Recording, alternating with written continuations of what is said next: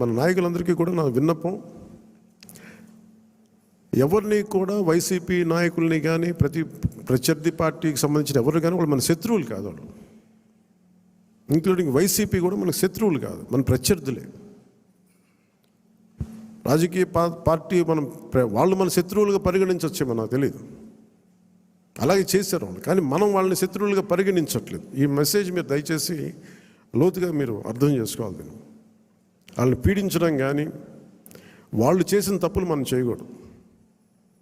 అలా అని చెప్పి మనం ఏం చేతులు కట్టుకుని ఏం లేవు. వాళ్ళు చేసిన తప్పులు ఉంటే చట్టం ప్రకారం మన పివి నరసింహారావు గారు ఉటంకించినట్టుగా మన పిఠాపురం సభలో కూడా చెప్పాను. చట్టం ఏ పనులు చేయాలో ఆ పనులు చేసుకెళ్ళిపోతూ ఉంటుంది. కానీ కక్ష సాధింపుగా కూర్చోబెట్టి వాళ్ళని వేధించడం కానీ, సామాజిక మాధ్యమాల్లో నిందించడం కానీ, అలాగే ఎవరిని కూడా వ్యక్తిగత దూషణకి దూరంగా ఉండమని నేను అందరినీ కోరుకుంటా ఉన్నాను. నిజంగా యుద్ధం వస్తే మటుకు, గొడవే వస్తే మటుకు అది వెనకాడం, అది మీ అందరికీ తెలుసు. భావంలో ఉన్న తీవ్రత మనకు భాషలో చూపించక్కర్లా. చాలా మర్యాదగా మాట్లాడదాం, అన్నీ చేద్దాం. కానీ మీరు అందుకు ఇందాక మనోహర్ గారు చెప్తున్నప్పుడు కూడా సబ్జెక్ట్ అవగాహన ఉన్నప్పుడు, దానికి లాజిక్ అండ్ రేషనాలిటీ, దానికి రెటారిక్ యాడ్ అయినప్పుడు దాని తిరుగులేని ఆయుధం. దానికోసం తీవ్ర పదజాలం కానీ పరుష పదాలు కానీ మనం వాడాల్సిన అవసరం లేదు. అలాంటి భవిష్యత్తులో అలాంటి సమస్యలే వస్తే ఎప్పుడు మనకి పోరాటానికి సిద్ధంగా ఉన్న పార్టీ అది.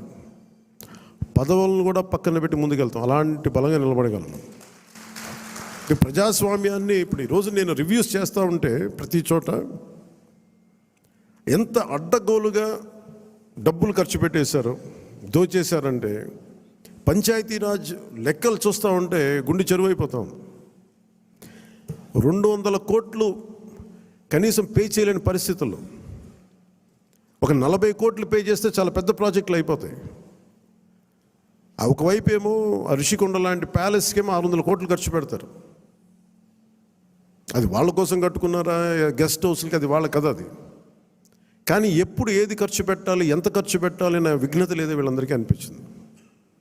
మన క్యాంప్ ఆఫీస్కి తీసుకెళ్ళి మీరు బడ్జెట్ ఇచ్చి మీరు ఎంతైనా ఖర్చు పెట్టుకోండి, మీ క్యాంప్ ఆఫీస్ రెడీ చేసుకోండి అంటే నేను రూపాయి ఖర్చు పెట్టడం నాకు ఇష్టం లేదు అదనంగా ప్రభుత్వ ఖజానాకి. అది ప్రజల సొమ్ముని మనకి అకారణంగా దాన్ని ఖర్చు పెట్టేయడం కానీ దాన్ని దుర్వినియోగం చేయడం నాకు నచ్చక. అసలు ఏం వద్దు, ఉన్న ఫర్నిచర్ అలాగే ఉంచి ఏం చేయొద్దు. దాన్ని అవసరమైతే నేను చెప్తానండి, నేను చెప్తాను. మోస్ట్ ఆఫ్ ద టైం వీళ్ళు నా ఫర్నిచర్ పట్టుకెళ్ళాను. ఉన్న ఫర్నిచర్ సరిపోతే పర్లేదు. రోడ్ల మీద కూర్చొని వచ్చాం, మనం వీధుల్లో కూర్చొని పోరాటాలు చేసాం. కూర్చొని చిన్నపాటి కుర్చీ ఉంటే చాలు, మళ్ళీ దానికి ఇంత సౌకర్యాలు అవసరం లేదు మాకని చెప్పాను. అలాగే ఇది మనందరం కూడా చాలా బాధ్యతగా తీసుకోవాలి. అలాగే మన ఎమ్మెల్యేలకు కానీ, మన పోటీ చేయని నియోజకవర్గాల్లో ఉన్న నాయకులందరికీ కానీ పార్టీని పటిష్టం చేయడానికి మీరందరూ మీ నియోజకవర్గాల్లో అందుబాటులో ఉండండి. జనవాణి కార్యక్రమాన్ని మీరు నిర్వహించండి. అలాగే కేంద్ర కార్యాలయానికి కూడా నేను ఒకటే మన అందరికీ హరిప్రసాద్ గారి ద్వారా విన్నవించాను. ప్రతి ఒక్కరు కూడా కేంద్ర కార్యాలయంలో ఒకరోజు మీరు ఉండాలి. అది మీకు తెలియజేస్తాం. ఉంటే ఏమవుతుందని మీరు వచ్చి ఒకళ్ళు ఉన్నప్పుడు ప్రజలకి మనం మరింత చేరువవుతాం, వాళ్ళ కష్ట నష్టాలు తెలుసుకుంటాం. ప్రతి నాయకులకి చంద్రబాబు గారు కానీ మేము కానీ మేము అనుకుంది ఏంటంటే ఎక్కడా కూడా అధికారాన్ని దుర్వినియోగం చేయకండి. మనం గెలిచాం కదా అని చెప్పేసి అధికారుల్ని ఇబ్బంది పెట్టే పదజాలంగానే అవన్నీ వాడకండి. కరెక్షన్ చేయాలంటే ఈ పదాలు వాడకుండా కూడా కరెక్ట్ చేయొచ్చు. అలాగే ఇంకొకటి కీలకమైంది ఏంటంటే మన ఇంట్లో కుటుంబ సభ్యుల్ని దయచేసి ఇలాంటి కార్యక్రమాల్లో దయచేసి మీరు ముఖ్యంగా ప్రభుత్వానికి సంబంధించిన కార్యకలాపాలు దయచేసి మీ రివ్యూ మీటింగ్స్లో వాళ్ళని ముందుకు తీసుకెళ్ళకండి. ఎందుకంటే మనం వారసత్వపు రాజకీయాలు అనేది మన వ్యతిరేకం కాదు, కానీ జనం మీద రుద్దేయకూడదు.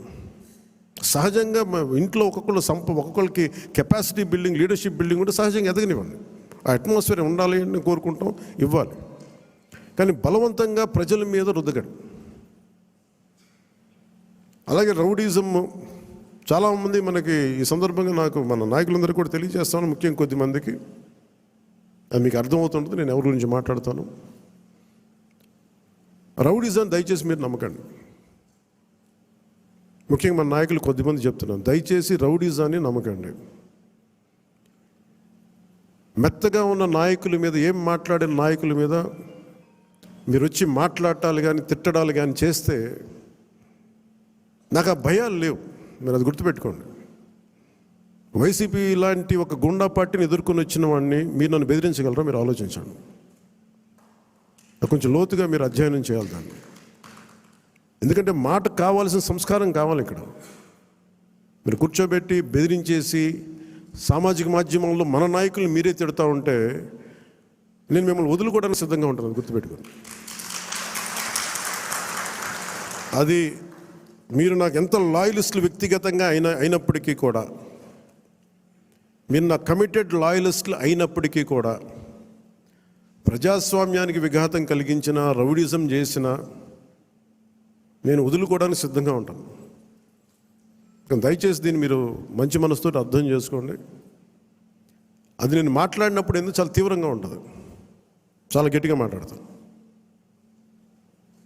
దయచేసి దీన్ని మీరు లోతుగా తీసుకొని, ముఖ్యంగా మహిళా నాయకురాలను ఎవరన్నా సరే సామాజిక మాధ్యమాల్లో కించపరిచిన ఒక మాట అన్నా, అజయ్ గారికి కూడా చెప్తా ఉన్నాను ఈ సందర్భంగా, చాలా ఫర్మ్ యాక్షన్ తీసుకోండి సార్. నేను ఈరోజు అందరి ముందు చెప్తున్నాను, you have all the right. చాలా ఫర్మ్గా చెప్పండి.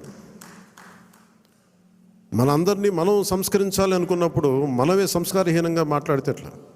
అలాంటి వ్యక్తులని మీరు చాలా బలంగా మీ నిర్ణయం తీసుకోండి. మీ నిర్ణయం వెనక నేను ఉంటాను. అవకాశం ఇవ్వండి మారటానికి. తప్పదు అనుకున్నప్పుడు మీరు పార్టీలో నుంచి కూడా మీరు వెళ్ళిపోవాల్సి వస్తే వెళ్ళిపోనివ్వండి, ఇబ్బంది పడద్దు. ఎందుకంటే ఇది మనం చాలా కమిటెడ్గా ఇచ్చిన విజయం ప్రజలు. ఇది ఎప్పుడు ఓట్లు వేయని వాళ్ళు,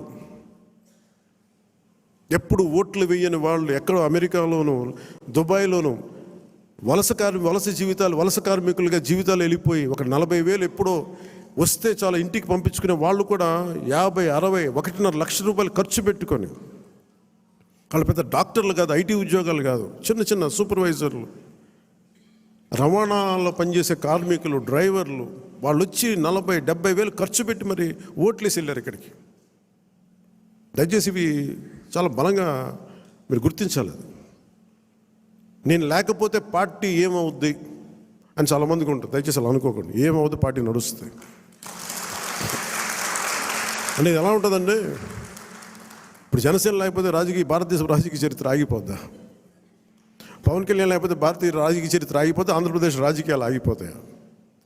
దీన్ని నేనేం చేస్తాను, ఒక అవకాశంగా తీసుకోవాలి ప్రజలకు సేవ చేయడానికి తప్ప, నేను లేకపోతే పాలిటిక్స్ లేవు, నేను లేకపోతే అసలు వీళ్ళు ఎలా గెలుస్తారు? కాలం చాలా చాలా గొప్పది.